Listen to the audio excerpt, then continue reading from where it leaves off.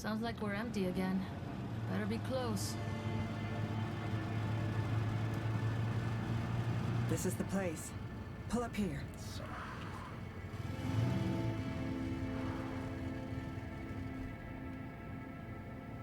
It should protect us, at least for a bit. It's not much to look at, but it'll have to do. Okay then. And, how are you doing?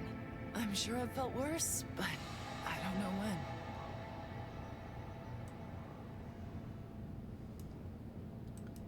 Hello, survivors! Welcome to the State of Decay 2 stream. I'm your host, Geoffrey Card. Here's Joe Swarner. Hi, everybody. He's our customer advocate, and very few people in the office are as good at playing the game as he is, and so that's why he's got the controller in his hands. We are here to talk about the new player experience. You just saw the opening cutscene that occurs after you complete the initial tutorial area, and you're landing in the new map, Providence Ridge. That's the opening cutscene that plays, and then you get onto what we've been calling the on-ramp, or the new player on-ramp. Before we actually play through it, though, let's kick this off with another one of our new dev diaries. The reason why the Juggernaut Edition was the right time to redo the beginning of the game is because we're adding a new map. The original tutorial was really good at teaching players the controls, how to move your character, how to get around in the world, but it wasn't really focused on the concepts. It wasn't really focused on, why you're here in the first place, what survival means in the world of State of Decay 2. The game's so dynamic and missions kind of pop up and are kind of randomly generated. It's hard to tell what is the actual main story and the main long-term goals of the game. And I think that was a problem we had originally, as a lot of people didn't even realize that there were long-term missions and main missions that you could do to actually finish the game. Our user research team went through and interviewed a lot of new players and tried to figure out what made the difference between somebody who left the game early versus somebody who wanted to stick around for the long haul. And it turned out that the kinds of people who wanted to stick around were people who came into this game with a strategy. They already knew what they wanted to get out of the experience. And when they came in, they took charge of their community and they acted like leaders. And we're like, is there a way that we can teach new players that that's what this game is about, that it's about being the leader of a new community? Analytics can't tell you why there's a drop-off, but they can help you pinpoint where something is kind of going wrong. And so part of the on-ramp team's goal was to make that drop-off stop happening. We wanted to make sure that players were getting in the game, learning what they needed to learn, and getting attached and engaged so that they would continue to play. There's a lot to interact with. There's a lot to manage in your base with your survivors, everything from morale to your consumables. And when somebody dies, they're gone for good. So teaching them all of that stuff without it feeling super brutal is very important. Coming back to it again after the game's been out in the wild for years and players have been playing it, you've gotten a lot of feedback, we've done user research studies, we've played the game ourselves a ton. Suddenly, we come in with a lot more information and we can make better decisions about how to frame the game for people, how to help them understand what this experience is really about. The team was really enthusiastic to get back into the tutorial. As soon as we introduced this idea, they filled an entire whiteboard and this massive document with all this stuff we wanted to teach. And then we went through it step by step to figure out, okay, what is the core? What is it we're trying to get across to players? What do they need to understand what's fun about State of Decay 2?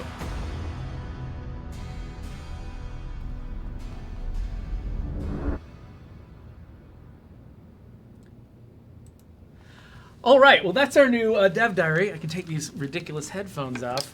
And it's been up since, 12:30 today? Yeah, so you could have watched that on YouTube anytime this morning, but you can watch it still after this again, many times, if you really want to stare at my old beard that long. But so what we're going to be doing today is playing through as much of the opening sequence as we can.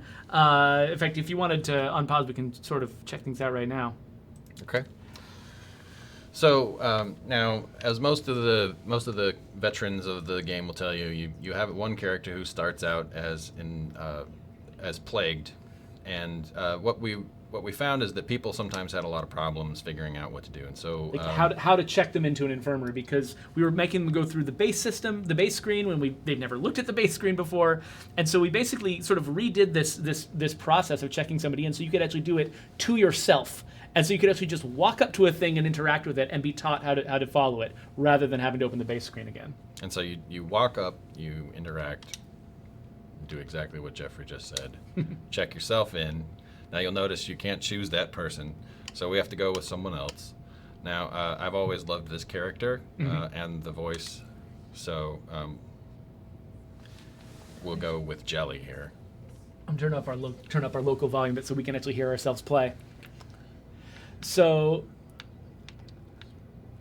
I shouldn't talk over her too much. Let us know, by the way, if we're having any kind of audio problems. I've got the Elgato turned down pretty low. Now, I did something a little bit dishonest at the beginning of the stream, so for those of you who didn't tune in, I gave myself the Warlord boon, so I'm going to load up on stuff. I'm not going to be waiting around for things to hurt me. Grab myself a bomb or two here. Do I have anything that's consumable? I do. All right, so grab a couple of those. Joe has been working lately tirelessly on some videos to teach new players how to play the game. So he's going through all of this is how a professional plays the beginning of the game. Right. Well, a professional who's already completed the game, right? Because I mean, you have to have done the Warlord Legacy. Yeah, I guess that's true. But so one thing we've got here travel is to the location where Praetor saw the zombies. So I've got this cool stuff that's going on over here. There's some zombies down there. I also have a other thing here. So it says get your SUV running. So this is the first time we've ever done a tutorial of how to drive a car, or at least not how to drive a car, but how to maintain a car. So you're taught how to go into the back of the car, how to transfer things into your supply locker, how to get gas, how to get toolkits. This is something that each of you who's played the game before had to figure out on your own. We're now actually teaching players how to do it right up front. And you'll notice if you're far enough away, right, just like other missions, you've got your clue here, so you just come over here to the front of the vehicle. I really like how the new onboarding feels, Jeff. Oh, thank you. So a lot of the onboarding work, we had a couple of programmers who were devoted full time to giving us new tools and new interface to try to communicate with players what they needed to learn during the on ramp. We had you saw we're skipping a lot of these how-to 3-panel tutorials, but Kevin Punn, our art director, created a ton of new illustrations for those tutorials, for those pop-ups that appear. We also had both me and Leah, two mission designers, plus Andy handling all the dialogue stuff, putting together, scripting all these missions. It was a huge team, and I definitely need to mention Thomas Bledsoe, who is our dedicated QA guy, who went through. He played through this opening sequence so many times that his brain was probably going to explode, but he managed to weather it. So it was a huge group that put this stuff together. I'm just going to leave this here while you were talking. So those 3 panels that you were talking about. Oh yeah. So this particular one, I think 2 of these panels were old. I think one of them might be new. But basically, we tried to find Kelsey, our UX designer. Mm-hmm. You saw her in that dev diary. She was also deeply involved in this, and her main job was going through and playing it again and again and trying to figure out the right places to make these messages pop up and to catch all the places where the player doesn't know how to do something and where they need to be taught a new lesson. And she chose a lot of the locations where these pop-ups appear. And the people on Twitch, I just want to thank you for the call-outs and noticing that the button is gross. Yeah. It's not like okay or yeah, it's just gross. So it's those little touches, right, that let you know that people care about the game that they're making. All right, so now we have to return home. So obviously you want to hop back in your vehicle and get out of here. Yeah. And so one thing you'll notice, people who remember the original on-ramp sequence, basically it took you checked your sick person into the infirmary. Actually, let me start at the beginning, actually. So we've done some user research tests, and one of the big things that we learned is a significant percentage of players at the very beginning of the game never find the base. Like we would start you over by your car, and you would walk down to find that split level house and claim it as your first base. And that was where we were teaching you how to claim bases.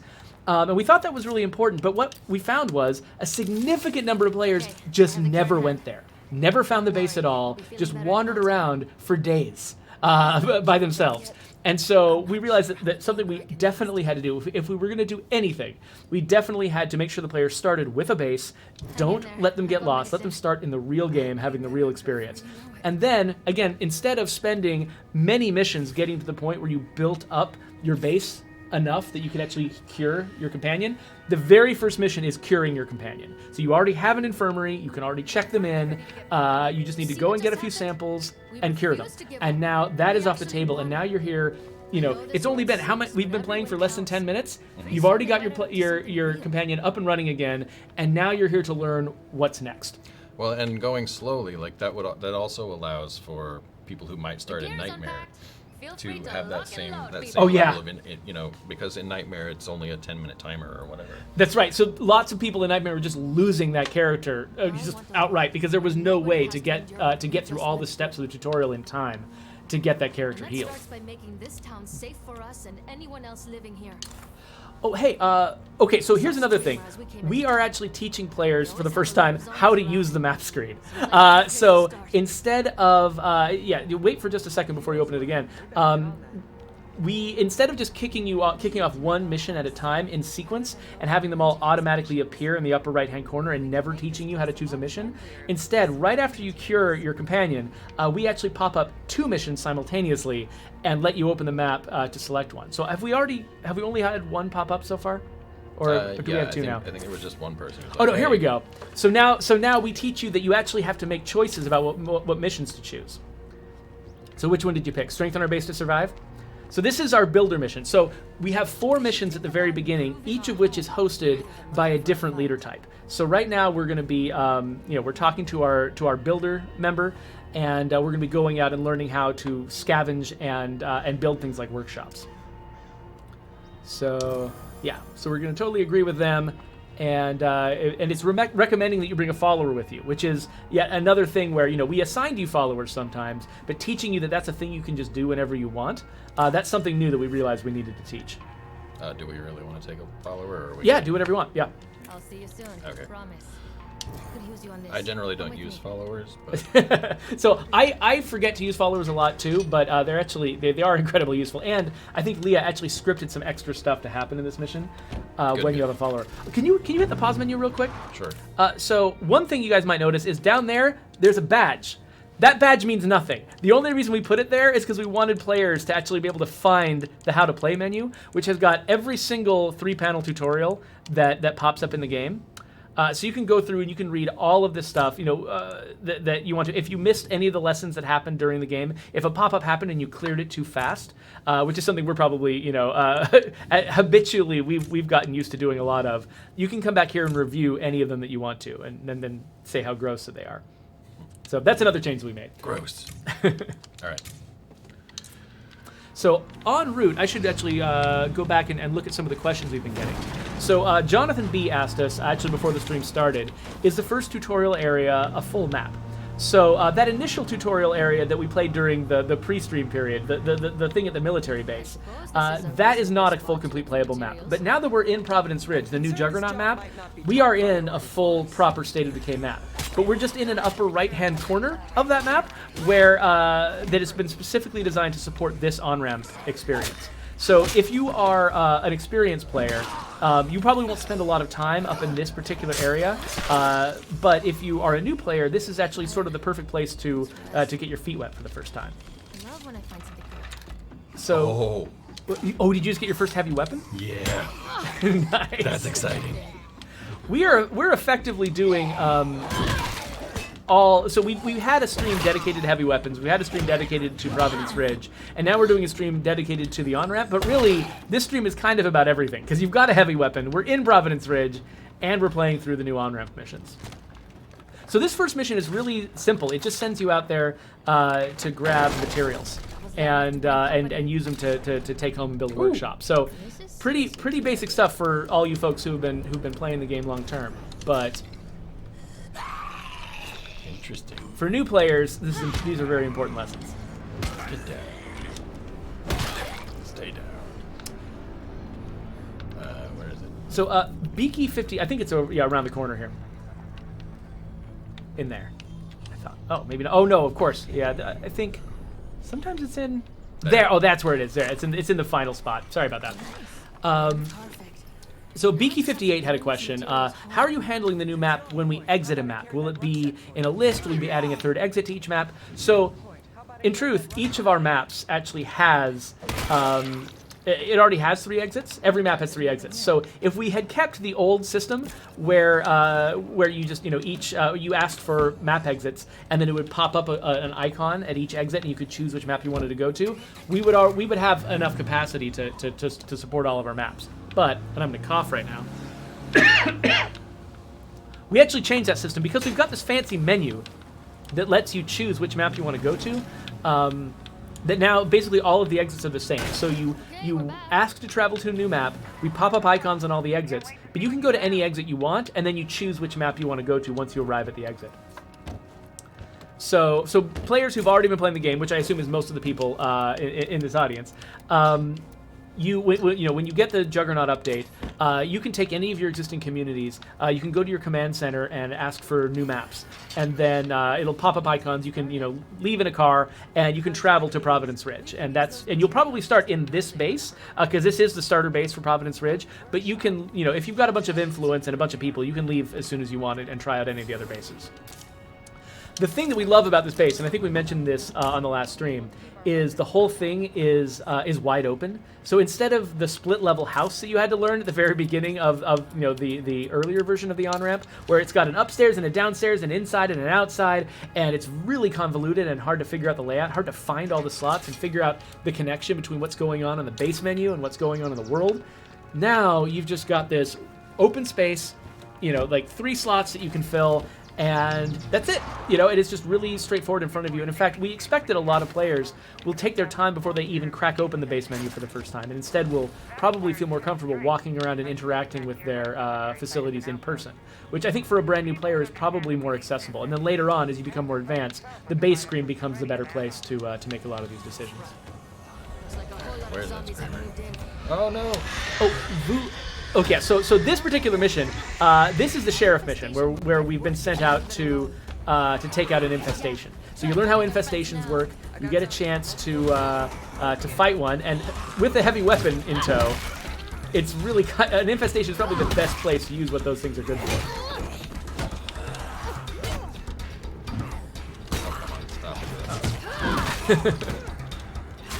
I think I was getting interrupted by a follower. That makes sense. All right, so there we go. Cleared that infestation. Yeah, that's pretty nice. nice. Just like that, our town gets a little safer. So that is yet another completed mission, and so now we're just grab some fuel while we're at it. Looking at some of these other questions we've gotten.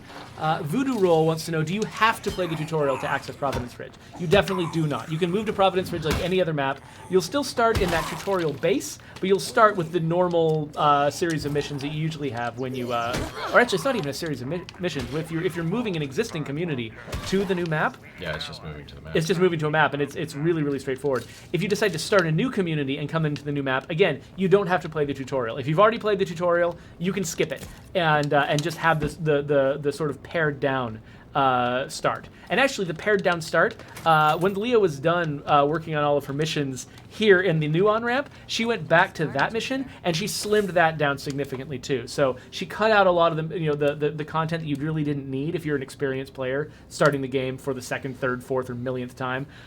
She cut it down a lot so that you don't have nearly as much to get through before you're just in the proper sandbox game. Okay, so we got 2 new missions here. We have the trader mission and then we have the warlord mission. Do you want to do whichever one you want, really? I guess if you do trader first, then you'll meet the other survivors, and you'll come back to them later on in the later missions. Okay. So yeah. So again, we always have 2 missions at a time to choose from during this early phase, so players really get used to using the map, looking at their goals list, and making decisions. And so you'll also notice that the tutorials that's popping up here is teaching you how to access and to use your radio. Again, another first for the game. We've never taught people how to use the radio before. Right. Yeah. And so, and the way that you're going to find the first group, Magic Man, I know, is very familiar with this command. He uses it pretty much on cooldown. But finding other survivors. Hello. I'm trying to find any local. So now we've taught new players that if you want to meet people, use your radio to find them. Which it means that later on, when they're out wanting to recruit more people and stuff like that, they know what tool to use. Instead of just sort of being stuck waiting for another enclave to spawn randomly, which is what a lot of new players do.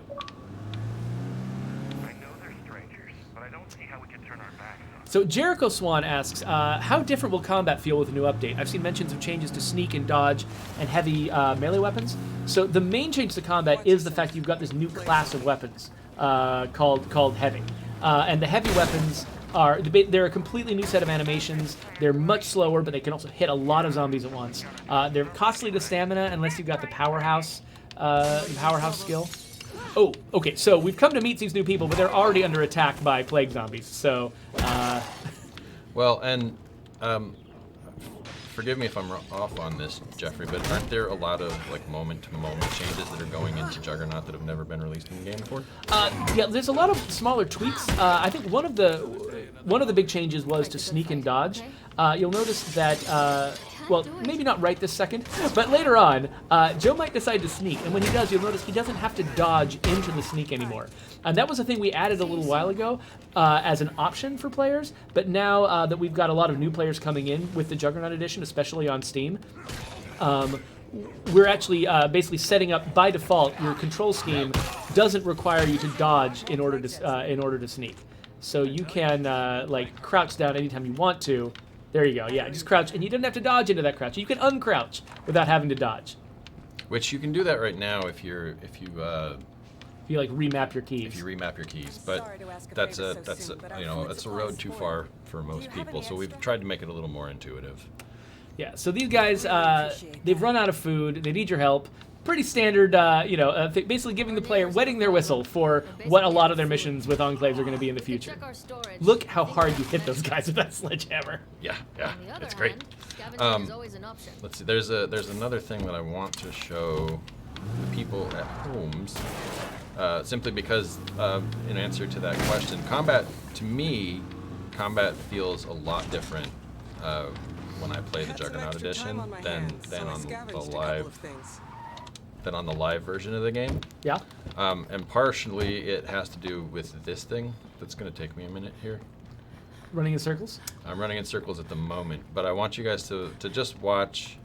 For those of you who regularly run out of stamina, I want you to watch this. All right, so you see like, grabbing the side and everything, but I'm also running faster than I would in normal, right? And then when I come out of it, see how quickly the stamina starts to actually reevaluate. So some things about Juggernaut Edition that I really love are just some of the changes that are coming for smaller, tiny changes. That speed thing, I think that's actually not intentional. Oh, is it? It might change. All right. Fair warning. So enjoy it while you can. I didn't know it was a bug, folks. Sorry. But the other thing mentioned is good. Oh, another thing that we're doing is you'll notice when he's fighting zombies, he's getting prompted to press the Y button to execute zombies on the ground. So instead of having to go through the whole grapple and attack motion in order to take out a zombie, you can actually be prompted with the Y button and just take them out. I think there's some additional work we want to do on it to make it even more accessible. Right now, you kind of have to not be in the middle of a combat animation in order to get the prompt. But we think it'll mean that new players who are unfamiliar with the control scheme will have an easier time learning how to fight zombies in our game, because it's all about getting ahead, right? It's not just about doing it, hitting them and hitting them and hitting them and hitting them until they finally die. It's specifically about knocking them down and then trying to go for that coup de grace.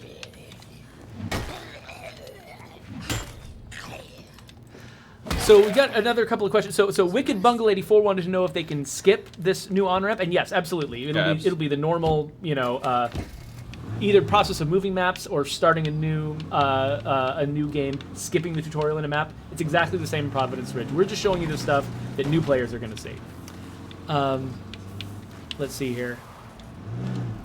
Leon Anagers wants to know, can we still come back to the other maps? Yeah, absolutely. Nothing's changing about the other maps. You can play them the same way you always have been able to. Ethan Steinbrook wants to know if the new sort of color scheme that we've got in the UI is going to be. Oh, here we are learning about enclaves. I think might be at least one new picture here that Kevin Pung came up with. Am I an alien? Is that what that is? I don't know. No idea. Joe equals alien. I am. But what was I? Oh yeah. So, but yeah, no. The revamp to the UI and the way it looks and everything. That's across the entire game. So it's not just when you're playing in Providence Ridge. It's all the time. So yeah, so John Adams asks, is Y the new execution button? Y is an additional execution button. So the old way that you used to execute zombies, that is still the case. You can still do everything you've been able to do before. We haven't removed any functionality from the game. And in fact, even though we've made changes to the control scheme for new players, if you've already been playing the game and you get the update, we're not changing anything about your control scheme. So it'll be the same way you've always had it. And if you want to use the new control scheme, you can either, manually go and change things, or you can do the reset to defaults button that's in the settings menu, and that will the new defaults are what you'll get if you push that button. So you can try the new control scheme, you can edit it, customize it, or you can just keep things the way they've always been for you, and you don't have to change it. Dan31. Oh, what? Oh. We just had a pop-up up here, yeah. Yeah, pop-up. So again, a lot of new images in these pop-ups we haven't seen before.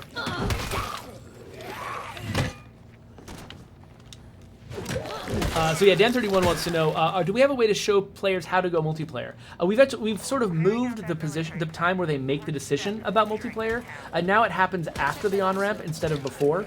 And so instead of sort of making a choice up front when you're sort of in the middle of just not even knowing what you're doing, we have you make that choice after you've gotten through the on-ramp and changed bases for the first time. And then we're like, hey, if you haven't gotten into multiplayer yet, maybe try that out, to a player who feels more ready to try that kind of thing. Big Lou wants to know which button was mapped for sneaking now without the dodge. It's the left stick, press down. Clicking down on the left stick. So, and because clicking down on the left stick is now sneak, that means that up on the D-pad is now flashlight. And since up on the D-pad is now flashlight, radio no longer has a button of its own at all on the controller. Something that we should talk about. Yeah. Since we're talking about that as well is. So you'll notice down here in this left-hand corner, I can cycle through all of my old stuff, right? Oh yeah. Oh no, I've gone past my grenades. What am I going to do, Geoffrey? Can you go back the other way? I can. Oh my gosh, you can! Because we've moved emotes onto clicking the right stick. So emotes is no longer one of the D-pad buttons. Emotes is clicking the right stick. And so that means that you can go left and right, both directions, which is something PC players have always been able to do. Not always, but I think for a long time have been able to do by rolling the mouse wheel up and down. But yeah, so now people with controllers can also go both directions. I have so many guns. What am I going to do? Seriously, it's kind of out of control. Oh, I have to go kill this plagueheart, I guess. Mr. Sourfapple says, you said that the new map was important for the tutorial because of the smaller base. Does that mean the tutorial will automatically take you there? Yes. So when you complete the original tutorial in the military base and you drive off into the sunset, we don't have you choose maps there anymore. Now that always takes you to Providence Ridge. Providence Ridge is going to be, all new players to the game, Providence Ridge will be their #1 first map. And then the maps that you folks have been playing for years, those are their more advanced maps that they graduate to after they played in Providence Ridge for the first time. We're getting dark here, Geoffrey. So oh yeah, do you want me to here? I can just stick this on me while you want, if you want to like hit the cheat or whatever to make the time of day change, and I can answer some more questions. And actually, one thing I should talk about is later on in this stream. In fact, about 12 minutes from now, we're going to do a giveaway, and the thing we're going to be giving away is this. This is a gaming headset. It's a wired gaming headset. It's pretty. It's like shiny, and if you want this, you will eventually be able to enter by entering something in the chat. But it's not working yet. We haven't turned it on yet. So I'll let you know when it's turned on. And if I forget to, Megan, our moderator, will also let you know what's going on. But so don't enter now. You don't have to. That won't do anything. But have you updated the time of day? All done. Okay, cool. Well, let's get we should be at back into the game. 8 o'clock in the morning. Can I show something about the map? Please go for it. Okay. I hope that I'm not. Do whatever. Do whatever. All right. So, people have been asking about this. Huh? Can I show this? Done. That looks like a pretty special place. Maybe I don't know. I don't know which areas the map people want to be secrets. So it's up to you. Talking about this, Geoffrey. Oh, this guy. Oh, is that a new version of the like police SUV? It is a new SUV skin. Well, that is just gorgeous. Yeah. Yeah, let's just drive that around for a while.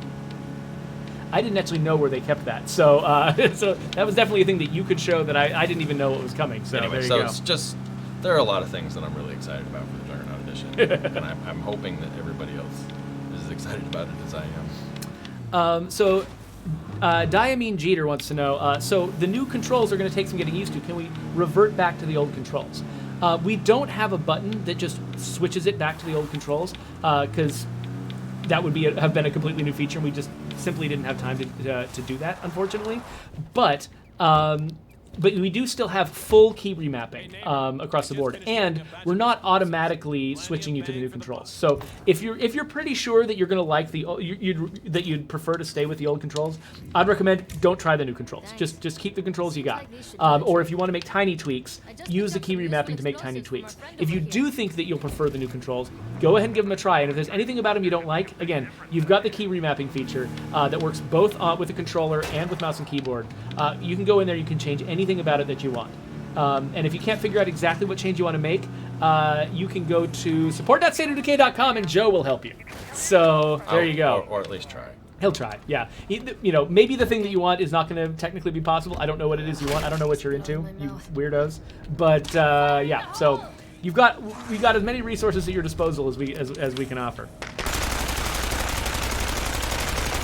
So it looks like Fake Alley 423 asked, will there be new vehicles in the new update? And I think you've just answered that question. So we'll just leave that there. Firecrackers. Everybody's best friend. Okay, so Kelsey CM16 wants to know, how do you access the radio on a controller now? So this is a thing that we want to do better than we're doing right now. Right. Basically, whenever you're done looting that Plague Heart, you will never be done looting this Plague Heart. Yeah. There we go. So you notice anytime you open a right side panel, like the inventory is the one you have easy access to with the controller. You actually have the ability to use the right and left bumpers to go to the other ones. So so you can go to the radio to the right, which is the right bumper. Yeah, and then if you go either further to the right or back to the left, you'll end up with the character panel. And you'll notice down at the bottom of the screen where it says LBRB and tells you about yes, that. Way down there. So there is a nice little prompt, but it is a little prompt. Yeah, it is not very visible, and so that's one problem that we kind of got on our list. Like honestly, from day one, we have wanted to have it be clearer that you can switch between those menus, and we've never found the time to do it. And the fact that we've sort of unbound the radio button is, I think, probably going to be the thing that finally lights a fire under us to fix that, because that user experience could be a lot better. All right, I don't know if I've got enough fuel to get back to home, but luckily I don't have to get to home. I don't think. Nice.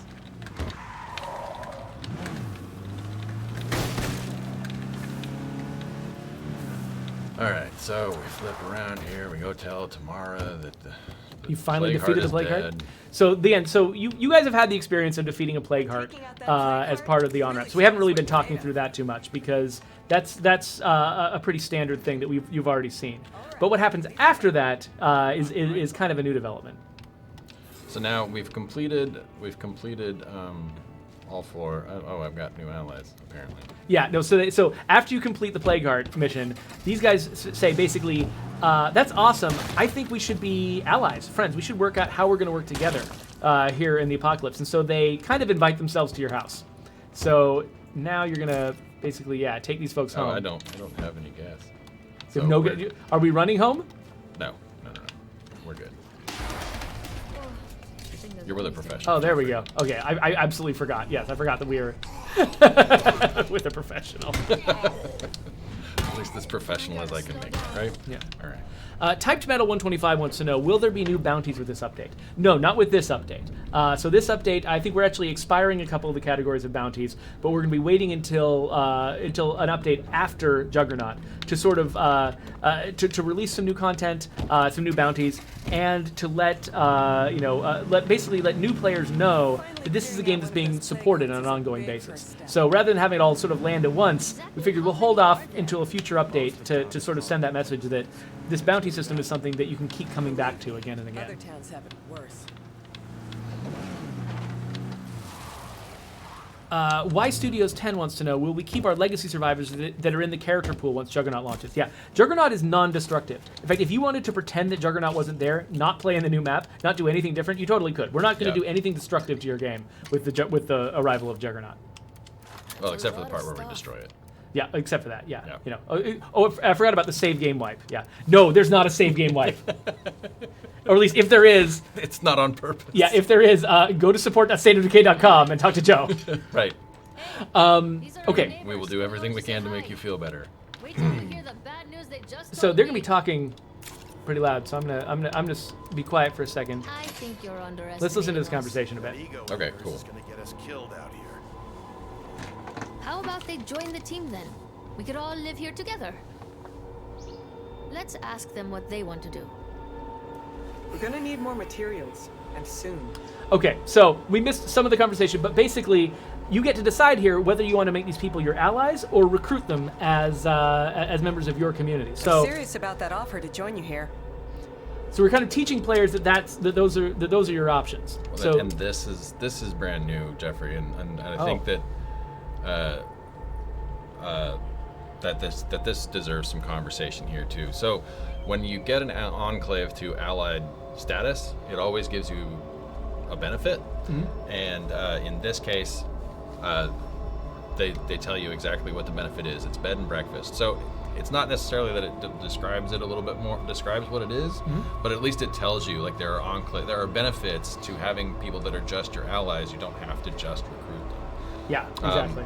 But that said, Because that always has been a choice the player's been making, but we don't really make it clear that it's this dichotomy, right, between recruiting and keeping them as allies. So now we're teaching that. You kind of have to learn it on your own, and so we're trying to take a lot of those things that are not obvious to first-time players and trying to give them a better sense of what it means to actually play State of Decay.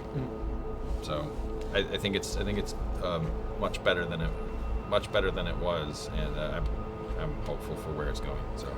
So do we want to have them be allies or recruit them? I like to. Good call. I think this Depends will on what work we do out with well. it later, but for now, let's recruit them because we might come back to this save. Yeah. And We want to have some more people. the sooner we get to 8, the better off we are, so that we can get to the big ones, get to the big bases. Pay a lot for that kind of thing. Okay, yeah. So now this is going to be a really important. So rather than sort of having you like listen to all of the dialogue in detail, this next mission, basically your characters talk about the fact that you need to select a leader and what each of those leader types actually is. So right now your character is pitching themselves as a leader, and then or they're about to pitch themselves as a leader.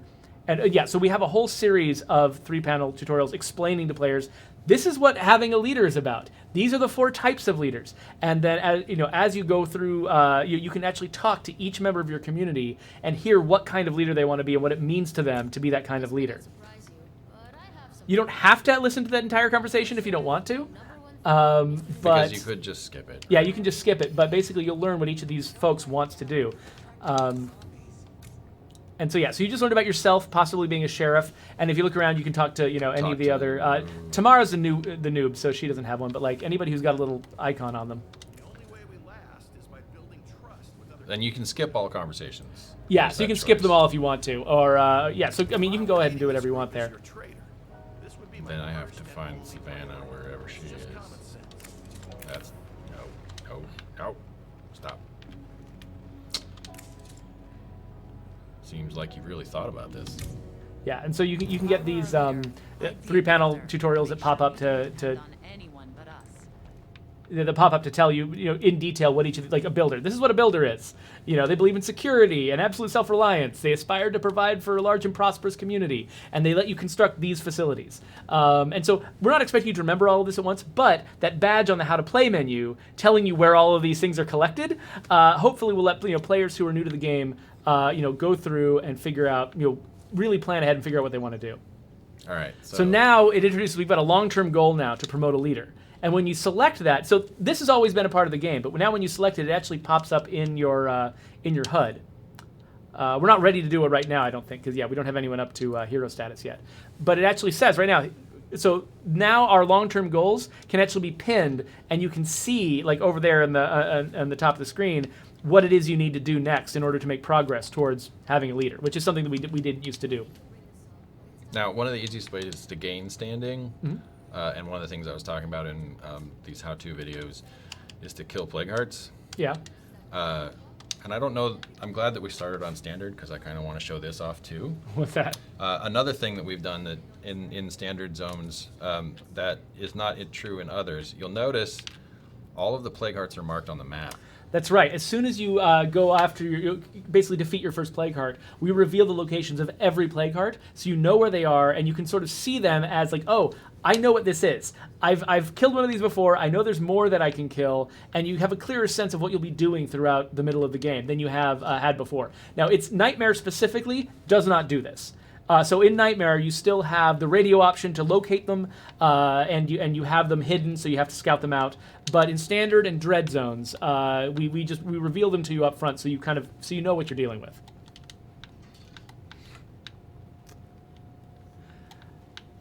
And I think most of that is just based on UR data that we had, that most people would never actually get to the part where all of the plague hearts were defeated. And then one of the long-term players will know that like one of the oldest complaints about our game is that people would always have a hard time finding the last plague heart on a map. Yeah. And so why bother having a command that didn't actually like locate all of the plague hearts? Yeah. So which was because of a bug. We did intend for that command to locate all the plague hearts. Right. And so once the bug was fixed, or is fixed, I forget whether it's fixed in live or not, because I hardly ever. Well, we find them all. Yeah, I think it is fixed in live. Yeah, I remember fixing that bug. Yeah, and so once that was fixed, we were like, well, it seems like that's just another. Sure, that's a great help for people who know how to get to the radio menu. And so yeah. And so while we did teach people how to get to the radio menu and all of those things, one of the best decisions that was made in terms of trying to onboard new players and bring new people into the community, I think, is to go ahead and mark where all of the plague hearts are. And so once you learn that, oh, I have to earn standing, or my job here is to defeat the plague, it's really nice to know exactly where to go find them. And for our folks at home that are speedrunners, Justin, fall down, magic.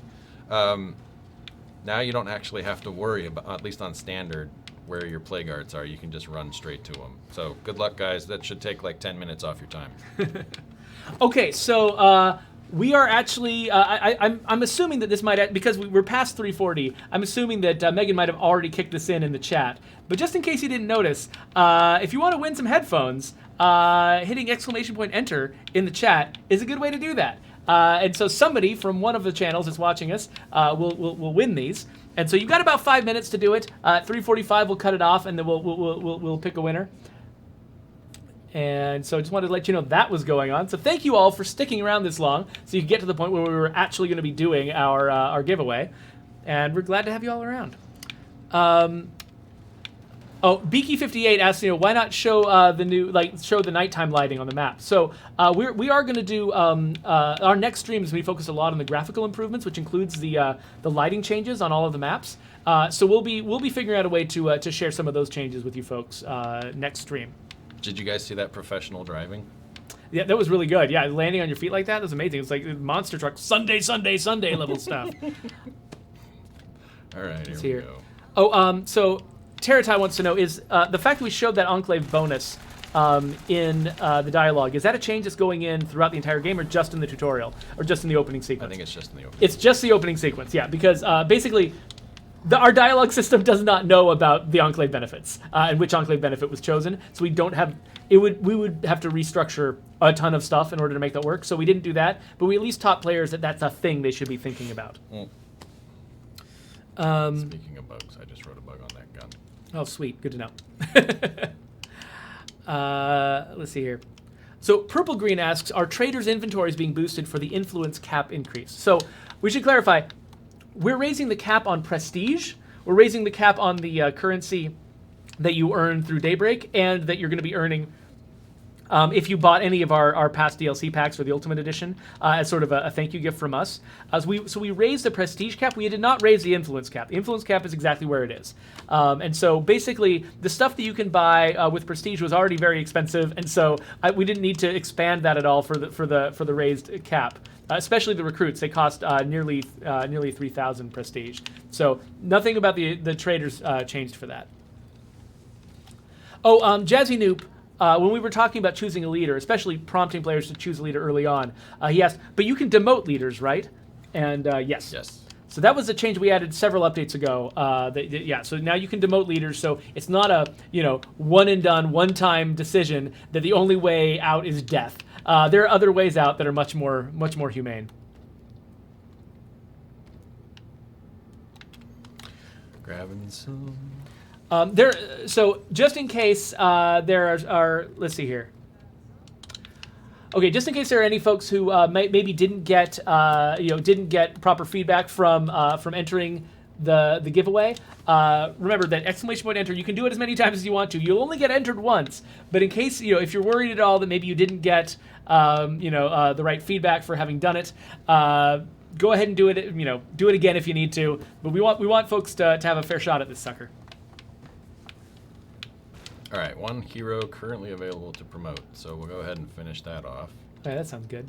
And then you'll notice that the last mission that you've got there below promote a leader, that's in that sort of like top story category, is select a new home. And once you've so now you've updated this to secure this territory. So basically. That's basically the old kill all the plague hearts long-term goal, which we've always had. But now you can actually stick it up there. You can actually stick it up there in the HUD and track it. And count the number of plague hearts you've got left instead of just sort of wondering how close you are to the end. We're just saying it in clear numbers right up there. But then establish a new home. This is sort of the final mission in the new player on ramp. Basically, it sends you down to Rusty Rosie's to check out that particular base as your first one, because we suspect, because it's closest, because it's a mid-range base, we expect that most players are going to want to go there first once they get out of the on-ramp. But after you go there, we also prompt you to check out all of the other bases too and see what your options are. Because I don't know if you're really going to want to try to build up to 8 characters in the tiny base, in the fortified Firewatch Tower. I don't know if you're going to want to build up to 8 players there in order to move to one of the big bases immediately. You probably want to move to one of the mid-range bases, but you don't have to go to Rusty Roses. You could go to the warehouse, or you could be a weirdo and just recruit 8 people in that tiny, tiny little place. I'm a weirdo, Jeffrey. Yeah, well, Yeah, that's everybody knows that. Okay. Dan Evenden asks, when you demote a leader, do they still have to regain hero status? Yes, that's still the cost. Because basically, we didn't want it to just be like, you can just swap leaders like crazy, like just every 5 minutes swap leaders. And we wanted to feel like, that's a little bit more of a commitment. So if you're going to demote a leader, they drop down to citizen level again, and you have to build them back up to hero before you can make them leader again. So it puts a little bit of a cost in there. We didn't want it to just be like, people are just handing the conch around, basically, and just, different leader every few minutes. Bazinga69 wants to know, what is the name of the biggest base? There's kind of 2 that are tied, right? There are 2 that are tied, and we can go take a look at them really quick if you want. And also if we don't get to them, I mean, our last stream was all about touring the bases. So if you want to pop back to on YouTube to the previous stream, you can also check them out there. But yeah, there's the lumberyard, the lumber. Yep. And then there was the fire station. So those are about equal in size, equal in cost. The hallmark of the lumberyard is that it is a very flexible base. It actually has 5 large slots, which is a ridiculous thing that no other base has. And so if that's something you're looking for, that base is probably for you. The fire station doesn't have as much flexibility, but it has some powerful built-ins. So so you've got a couple of different options there. They're both some of the biggest and more exciting bases that we've done. So I think we really wanted this map to be good for new players, but we also wanted it to be exciting for long-term players. And so there's a wider spread of bases. There's a very easy to understand newbie base, and there are some really complicated and exciting larger bases. Well, and the mid-range bases are no slouch either. But you guys covered that in the last stream. Yeah, there's some interesting stuff in these too. They're not. Don't think that these ones are sort of like the bottom of an upside down bell curve or something. They've got. Because, for one thing, the mid-range bases, they've got those Clio drops, right? Which are a brand new type of built-in facility. Well, and I think that these are on par with places like the Wheelhouse Truck Stop in Drucker, and I'm trying to think of some of the other ones, like the police station in Meager. And that was the idea, is that they would provide that level of support and flexibility that those bases also have. Yeah. So the fact that this initial on-ramp doesn't end until you've at least investigated one of them, and takes you to another one if you want to. So you'll notice it opens you up to explore it for other potential bases. Yeah, and I think if you actually pop the map open and zoom out, that's like the firehouse. Yeah, you can see there's icons on the firehouse, icons on the lumberyard. And on the warehouse, so you can, so new players know where they are and can explore them and figure out what they want to do. Mr. Awesome 78 wants to know, what is the reason you guys are adding the heavy weapons into the game now instead of when the game first came out, or say when the difficulty update came out? So basically, when it's a complicated thing to decide how much should go into a game when it ships, right? Because basically, the longer you work on a game, the more things you put into a game, the more expensive it is to make that game. And at some point, you could work on a game so long that there's no way you could ever possibly make the money back, and you're going to close your studio. And so we didn't want to do that when we were working on State of Decay 2. So we had to carefully decide how much stuff we were going to put into the game, and then we had to ship the game at a certain time in order to for the game to be successful. And so we came to a point where the fidelity, the visual fidelity of our animations and all of that work that we were doing was high enough with State of Decay 2 compared to State of Decay 1 that we actually, it took us longer to make each combat animation and to make, each combat style. And because, each of them was kind of more expensive to build, we could only ship with 3 different combat styles, basically close combat, bladed weapons and blunt weapons, which actually, come to think of it, is actually pretty equivalent to State of Decay 1, which shipped with blades, blunts, and heavy weapons, and did not ship with close combat. Close combat was actually added in the Year 1 Survival Edition. That was the first time you had that combat style. So just like State of Decay 1, it started with 3 combat styles and added a 4th later on. We're kind of doing a similar thing here, where we started with 3 combat styles. It was a different 3. We had close combat in from the beginning because we wanted you to have something to resort to when your weapon was broken. But we couldn't afford, even though we were, we did have a bigger team and a bigger budget, because we were also raising the production values of the game. We couldn't do more than those initial 3. And so we had to cut heavy weapons initially. But you'll notice, in fact, somebody asked early on, what's the skill that's going to be associated with heavy weapons? We didn't have to add a new skill because we actually had a skill in the system already designed to support heavy weapons, which was Powerhouse. And so we made Powerhouse do other things, but we sort of left that gap open, knowing that someday in the future, maybe we could add heavy weapons. And so this was the time when we had basically the time and the resources to do it. We've always been working on something else, whether it was Daybreak or Heartland or the Zed Hunter crossbow update, or there's always been something on our plate that we've been working on. And when we decided to do the Juggernaut Edition, we looked at our moment-to-moment team, and they basically decided that the thing that they thought would be the most valuable to spend their time on, in addition to a lot of the other little tweaks we've had, was heavy weapons. And so that's what we got at this time. But yeah, it's always a mix of trade. Whenever you're deciding what feature goes into the initial release of a game, or what features you're going to work on at each stage as you're progressing afterwards, it's always a complicated set of trade-offs. There's potentially an infinite number of different things we could do with each month of our time after the game came out. And deciding which thing to do is always complicated trade-offs. But I'm glad we got to do heavy weapons. I was really disappointed when we had to cut them early on, because I was excited to sort of get that, to get that breadth into our weapon system. So that was a lot of me talking. I bet there's been a lot of questions since I started that. So as you guys can see, Prescott Fire Station, we're not ready. We're just not ready. We're just not ready. But it's got some pretty interesting built-ins in here, and yeah.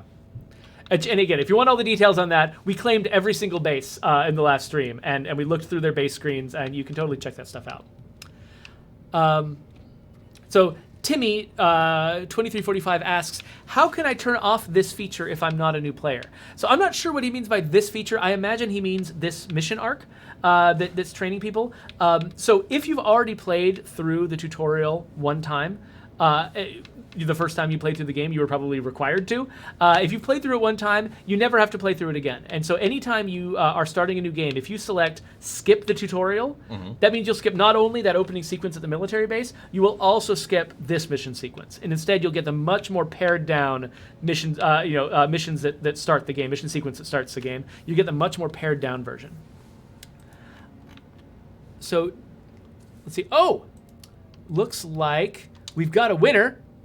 Sorry, I actually fell behind. I think Megan reported the winner to me 5 minutes ago, and I completely forgot to do it. So, real quick, Dino Luxton, you're the winner. Dean Luxton just won a beautiful set of headphones, and Dean Turtle Luxton. Beach. I have interacted with Dean Luxton many times. In fact, I think his name might be in our random name list. So we will definitely be able to get in contact with him somehow or another. But congratulations, Dino, and you're gonna have this coming your way. So make sure that you get in contact with our folks at social@undeadlabs.com, and if they don't manage to reach you, make sure you reach them. But yeah, we'll make sure to get that out to you. And actually, another thing I should do while you're just driving around, we did a selfie contest for PAX East. And we had basically a bunch of people said, if you could find our representatives who are PAX East, which is Brant and Aaron, if you could find one of them, take a selfie with them and submit it to our Discord, you were entered into a random drawing for a couple of prizes. There was 6 months of Game Pass for 2 people and a brand new Xbox One controller for sort of the grand prize. So the winners for that were, whoa, crap, I'm on this side. Hi, Kylo Ren 34. So Kylo Ren 34 is one of our winners. He got 6 months free of Game Pass. Another one of our winners was Coconut Kid. Coconut Kid tracked Brant down, and that's Fall Down in the back. That was not Fall Down's official entry, though. Coconut Kid is the one who actually who got the prize. Another 6 months of Game Pass. And the winner of the grand prize, the controller, was Stryker. So we've only got half of Stryker's face there. Actually, I wonder, can I do a weird thing here? There. No, almost. Now it's half Stryker, half Geoffrey. Half Stryker, half Geoffrey. So half Stryker, half Geoffrey has won the game controller. So congratulations to you too. Make all these folks go away and back into the game. So we are still. Do you want to go claim the base just so we can sort of wrap up that very last mission so we can say we officially got through the entire new player on ramp? Oh yeah. Okay. Let's do that. It doesn't. You don't have to move into Rusty Roses. You can go to the warehouse. I don't actually know where you are right now. I'm really close. Oh, you're right there. Okay, I see where you are now. Okay. Can you take it off the? Oh, you want to take take off the screen? Cheat for a second. Okay, so we're gonna be cheating to get somewhere. There we go. Oh, whoops! I turned on the thing. So Hamoud asks, will blunt weapons and bladed weapons skills still apply to heavy weapons? So some of those, if you look at the abilities that those skills offer, some of those abilities are just universal. They apply no matter what weapon you have, and some of them specifically say that they work with blunt or bladed weapons. So if they specifically name a weapon class, then that ability doesn't apply to other weapon classes. But most of the abilities that you see do apply across the board. It's just the same way that Powerhouse has always offered its advantages to blunt and bladed weapons. Similarly, some of the abilities of blunt and bladed weapon of those blunt and bladed skills, striking and swordplay, will apply across the board. All right. So how are we doing? Are we done cheating? Yeah, we're done cheating. Okay, cool. Although I may not be able to turn off the siren. Oh, there we go. There we go. That's fine. Turn it back on. Oh, whatever you want to do. We're good no matter what. It's here.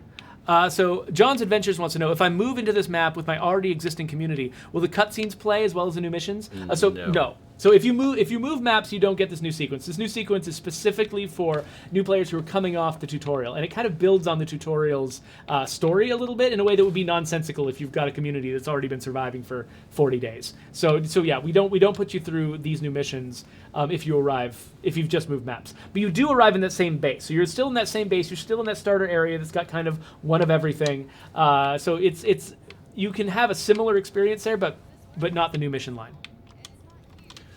Well, and part of this is just like, part of this is just more evidence of like us being responsive to what you guys tell us, and whether that's from support tickets through the support site, which I always appreciate, or whether that's from store reviews or wherever else that you might be talking, Reddit posts, and wherever you guys are talking to us, Discord, all of those things are great. And we just want you guys to know that we are listening, both to not only what you say, but also what you guys are doing that we can see in the telemetry, player data that comes out. And I don't have enough influence. Oh crap! Do you want to cheat or? I'm going to have influence enough here in a few seconds. Okay, well, I will answer another question real quick. We are kind of almost at the end, but it's okay if we go over by just a couple of more minutes. Heath McGee wants to know, have heavy weapons been added to the loot drop pool for Plague Hearts specifically? So they have definitely been added to the loot drop pool for containers. So that's the main way that you get heavy weapons, is going and finding them in containers. Brian did at some point notice that they were not dropping in Plague Hearts, and he fixed it. The thing I don't know the answer to is, did he fix it in the build that's going out with Juggernaut, or did he fix it in a build that will come out sometime afterwards? I don't know the answer to that question, but at some point we are planning on having heavy weapons be in Plague Hearts. They might not be there on day one. I think they are actually there on day one, Jeffrey. Made it? Okay, good. I've played this quite a bit, and I've been killing a few Plague Hearts with some different communities. So I went out and I killed a couple of Plague Hearts to get myself enough influence in the seconds that I was away. So I just open the base screen to learn about your new home. This is another sequence. We actually are teaching the player how to get to the base screen, and we're doing it towards the very end. So up until this point, a typical player might have only been interacting with their base in person, walking up to facilities. But now that they're getting a larger base with multiple buildings, we need them to sort of understand how the base screen works. And so we're introducing it to them, but just like before, we are letting them kind of discover it and explore it a lot on their own. And now, the world is open. This is our final wrap-up 3-panel tutorial. Once you're past the tutorial, you decide how you want to play. Random missions pop up regularly, but whether to pursue them is up to you, and whether to clear the 3-panel is up to Joe. Well, sorry. No, that's fine. I'm just making fun of you. Right. But yeah, basically, we want players to understand that from here on out, they need to set basically set their own goals. Which is something that we learned. You heard in that video at the very beginning. We learned that players who set their own agenda, set their own goals, and realize how much control they should have over this experience, those are the players who succeed the most. Players who are just waiting for us to tell them what to do, they're not really going to get the full experience of State of Decay. State of Decay is a very self-directed, self-guided experience. So we want players to know that. And now it's 4:02, so we're definitely running late. So let's sort of say a final goodbye, not a final goodbye, you'll be back in the future, to Joe Swarner. Maybe. Thank you so much for guiding us through this, and basically you're enough of a pro that we actually got through the entire thing within the hour, which is perfect. I wasn't sure if we were going to make it, so I'm really glad you were here, and you had a lot of insights to add. And I'm Geoffrey Card, and you all are players of State of Decay, and we're really glad that you were all here. So bye, everybody. Yeah, just a week and a half, and you'll be able to play the Juggernaut Edition. Oh, man. Whew. Upgraded graphics next week. Upgraded graphics next week. We have to drag the big machine over here so that we can play it on the best hardware we can. Man, it'd be really terrible if they could hear what we were saying right now. We're such dorks.